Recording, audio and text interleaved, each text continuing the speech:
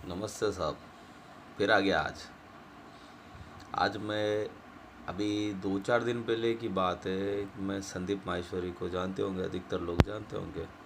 उनका एक वीडियो देख रहा था, तो उसमें एक बंदे ने पूछा था कि साहब मैं भगवत गीता पढ़ता हूँ, एक अध्याय पढ़ लेता हूँ, आधा अध्याय पढ़ लेता हूँ, 2 अध्याय, तो कि मैं 2 अध्याय से ज़्यादा कभी पढ़ ही नहीं पाता हूँ। तो ऐसा मेरे ख्याल से काफ़ी लोगों के साथ होता है, बोरिंग लगता है। अब ये बोरिंग लगता है तो वो पूछना चाह रहा था कि भाई इसको इंटरेस्टिंग कैसे बनाए, कि इसमें मोटिवेशन कहाँ से लाए, ये वो सारी हज़ारों बातें। देखो, तो इसमें क्या है, भगवत गीता को पढ़ने के लिए ना आपको मोटिवेशन की ज़रूरत नहीं है। जैसे नॉर्मली लोग भगवत गीता को पढ़ने जाते हैं तो वो सोचते हैं कि इसमें क्या लिखा हुआ है। अब ये पढ़ने जाओगे तो आपको बोरिंग ही लगेगी हमेशा, चाहे कितना भी मोटिवेट हो लो, कुछ भी कर लो, कोई फ़र्क नहीं पड़ेगा। अगर आपको भगवत गीता को पढ़ना है तो भगवत गीता को पढ़ने का तरीका ये है कि भगवत गीता में अर्जुन ने कुछ पूछा, कृष्ण ने कुछ बताया, क्यों बताया, इसके बारे में पता करो कि भाई ये कृष्ण अगर अर्जुन को कुछ कह रहे हैं तो क्यों कह रहे हैं। इस हिसाब से आप भगवत गीता को पढ़ो कि जैसे अर्जुन पूछ रहा है तो क्यों पूछ रहा है, अर्जुन मतलब भगवत गीता की शुरुआत क्यों हुई।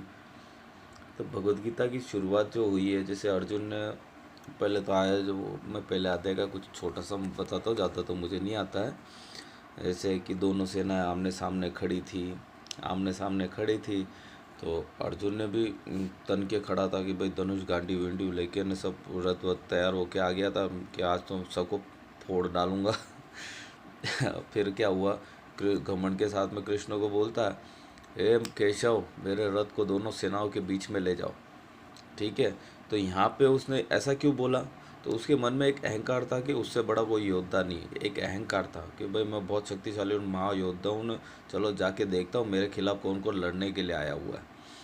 तो ये देखने के लिए उसने कहा कि भाई मैं कृष्ण को कि भाई मेरे रथ को दोनों सेनाओं के बीच में ले जा। अब कृष्ण जैसे आदमी को कहा, तो कृष्ण जैसा आदमी, चालबाज आदमी, तो कृष्ण ने क्या किया, रथ को ले जाके भीष्म पितामह, गुरु द्रोण और कृपाचार्य के सामने ही जाके रख दिया। भीष्म चाहते तो दुर्योधन के सामने भी खड़ा कर सकते थे, कर्ण के सामने भी खड़ा कर सकते थे, किसी और के सामने भी खड़ा कर सकते, लेकिन उन्होंने भीष्म पितामह द्रोणाचार्य के सामने वाले जहाँ पे खड़े थे रथ, उनके सामने बीचों बीच लाके खड़ा कर दिया। तो उनको देख के अर्जुन की फट गई लिटरली। ये ठीक है, बोलने में लैंग्वेज है, लेकिन हकीकत यही है कि अर्जुन डर गया उस समय। तो अर्जुन डर गया, तो उस समय उसने देखा कि यार ये तो भीष्म पितामह को देखा, द्रोणाचार्य को देखा, कृपाचार्य को देखा, दुर्योधन को देखा, कर्ण को देखा, अश्वत्थामा को देखा, सब महारथी थे। और फिर पांडव सेना की तरफ नज़र घुमाया तो युधिष्ठिर थे बेचारे, एक नकुल, सहदेव, और एक थोड़ा दम रखता था तो भीम रखता था। ये पांडव सेना में ये 5 जने थे। ठीक है, जिसमें अर्जुन सबसे ताकतवर था और यह भीम था। लड़ने करने में, मारने काटने में यही लोग एक्सपर्ट थे, बाकी तो सब ऐसे ही मतलब खाली भीड़ की तरह इकट्ठे हुए थे। करते थे छोटे मोटे, बहुत ज़्यादा तो नहीं था, लेकिन उन पर भरोसा नहीं किया जा सकता। लेकिन यहाँ पे भीष्म पितामह अजय, साला कोई बूढ़ों से भी, मतलब बूढ़ों में सबसे जवान आदमी वही था। एक एक दिन में हजारों लोगों को मार डाले भीष्म पितामह। उनसे जीतना तो नामुमकिन था, और उनको वरदान भी था कि भाई मैं अजय, वो अजय रहेंगे, उनको कोई हरा नहीं सकता युद्ध में, चला भी थे। तो अब उन सबको देख के अर्जुन डर गया। अब डर गया तो अब ये तो नहीं कह सकता कि भाई इतने बड़ा योद्धा है कि, और मैं, मेरी इमेज ये इतनी बड़ी, मैं धनुर्धारी हूँ, अब मैं ये कहूँ कि मैं डर गया, तो ऐसा तो वो कह नहीं सकता। तो उसने क्या किया कि कृष्ण को बेवकूफ़ बनाने के लिए उसने कहा कि यार कृष्ण, ये तो सब मेरे अपने ही है, ये मेरे दादाजी, मेरे परदादा, ये पितामह वगैरह, भाई बंधु, ये सब चीज़ें, इन सब से मैं युद्ध करूँगा, इन सबको मैं मारूंगा। इन सबको मारने से अगर मुझे राज्य भी मिल जाए, स्वर्ग का भी राज्य मिल जाए, तो मुझे नहीं चाहिए। अब भाई ये बात तूने अभी क्यों कही, ये बहाना बना रहा है अर्जुन। ठीक है, ये बहाना बना रहा है कि भाई, मतलब डर को वो बता नहीं रहा है, वो अंदर से डर रहा है, लेकिन ऊपर से बता क्या रहा है कि भाई भाइयों को मारना पाप है, पितामह को मारना, गुरुओं को मारना पाप है, नहीं, इस तरह शास्त्रों की दुहाई देने लग गया।